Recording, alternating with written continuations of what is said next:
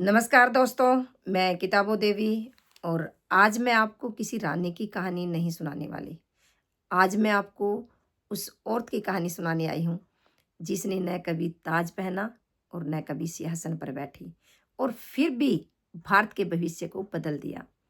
जरा सोचिए, एक औरत जिस पर कीचड़ फेंका जाता था, पत्थर फेंके जाते थे, गालियाँ दी जाती थी, लेकिन फिर भी कपड़े बदल करके लड़कियों को पढ़ाती थी। ऐसी महान औरत का नाम है सावित्रीबाई फुले।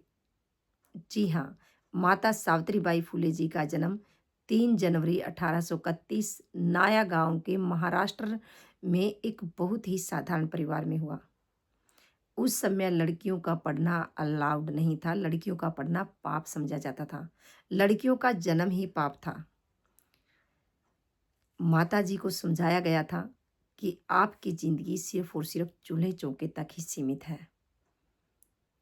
छोटी सी उम्र, जिस उम्र में आज हमारी बहन बेटियां ABCD पढ़ती है, उस उम्र में माता जी को सिर्फ और सिर्फ चूल्हा चौका तक ही रखा गया था और बताया गया था कि पढ़ाई लड़कियों के लिए नहीं है। छोटी सी उम्र में ही माता जी की शादी ज्योतिराव फूले से हो गई। ज्योतिराव फूले जी ने माता जी को समझा, उनकी प्रतिभा को पहचाना और उन्हें पढ़ाना शुरू किया। सोचिए, उस समाज में जहाँ लड़कियों का पढ़ना पाप समझा जाता था, लड़कियों का जन्म ही पाप समझा जाता था, समाज ने कितना विरोध किया होगा, कितनी परिस्थितियां सही होगी। लेकिन ज्योतिराव फूले ने हार नहीं मानी और माताजी की पढ़ाई को जारी रखा और वो पहली शिक्षिका महिला बनी। जी हाँ, और यहीं तक नहीं रुके। 1848 में पुणे में एक महिलाओं के लिए स्कूल खोला गया और उस स्कूल में जब माता पढ़ाने के लिए जाती थी तो उन पर कीचड़ फेंका जाता था, पत्थर फेंके जाते थे, गालियां दी जाती थी, लेकिन माता जी पीछे नहीं हटती थी। एक एक्स्ट्रा जोड़ी कपड़ों की साथ लेकर के जाती थी। स्कूल में जाने के बाद कपड़े बदल करके फिर बच्चों को पढ़ाती थी। आप सोचिए, कैसी भयावह स्थिति का सामना किया होगा उन्होंने।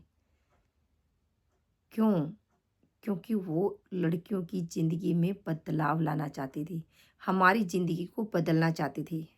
लेकिन हमें आज रास्ता बना बनाया मिल गया है। आज हमारी बहन बेटियां कुछ भी कर सकती है।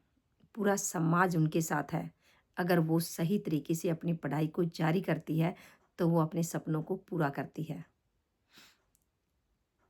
उस समय लड़कियों का बाहर निकलना भी बहुत ही ज़्यादा मुश्किल था। माता जी ने विधवाओं के लिए आश्रम खोले, स्कूल बनवाए, अनाथ आश्रम खोले। लेकिन आज हम औरतें छोटी छोटी बातों से पीछे हट जाती हैं, घबरा जाती हैं। तो मैं मेरी बहनों से बोलना चाहती हूँ, मेरी बहनों से कहना चाहती हूँ कि उनकी जीवनी को जा कर के पढ़िए। उन्होंने कितना स्ट्रगल किया, वो कवि भी बनी, क- उन्होंने कविताएं भी लिखी, नारी जागृति, शिक्षा का संदेश आदि। लेकिन एक जो मेन पर्पज था उनका, वो था महिलाओं को शिक्षित करना, उनको उनके अधिकारों के प्रति जागरूक करना, उनकी ज़िंदगी में बदलाव लाना। और वो लेकर के आई। यहीं तक नहीं रुका। 1897 में प्लेग महामारी फैली। उन्होंने बिना किसी डर के उन रोगियों की सहायता करनी शुरू कर दी, उनकी देखभाल करनी शुरू कर दी और वो खुद इस संक्रमित बीमारी से ग्रस्त हो गई और फिर मृत्यु को प्यारी हो गई। उन्होंने मौत भी शहीद जैसी पाई। उन्होंने शिक्षा को किसी बाप की जागीर नहीं बनने दिया। उन्होंने शिक्षा को एक आम इंसान का अधिकार बना दिया। आज भी अगर कोई बेटी स्कूल जाती है तो उसमें सबसे बड़ा योगदान माता सावित्रीबाई फुले जी का है। हम उनका कभी भी नहीं दे सकते। मैं आपसे यही बोलती हूँ कि आप उनसे सीखिए, उनकी जीवनी को पढ़िए। जब वो हमारे लिए मिसाल बन सकती है तो हमारा भी फर्ज बनता है कि हम उनके बनाए नक्शे कदम पर चलते हुए अपने लिए, अपने समाज के लिए और अपने परिवार के लिए और अपने समाज की माता बहनों के लिए कुछ करें। लेकिन हम तो डर जाती हैं, हम घबरा जाती हैं। हमें एक ही डर रहता है कि लोग क्या कहेंगे। आप सोचिए, जब माता सावित्रीबाई फुले जी ने शुरू किया होगा तो क्या लोगों ने उनको फूल मालाओं से स्वागत किया होगा।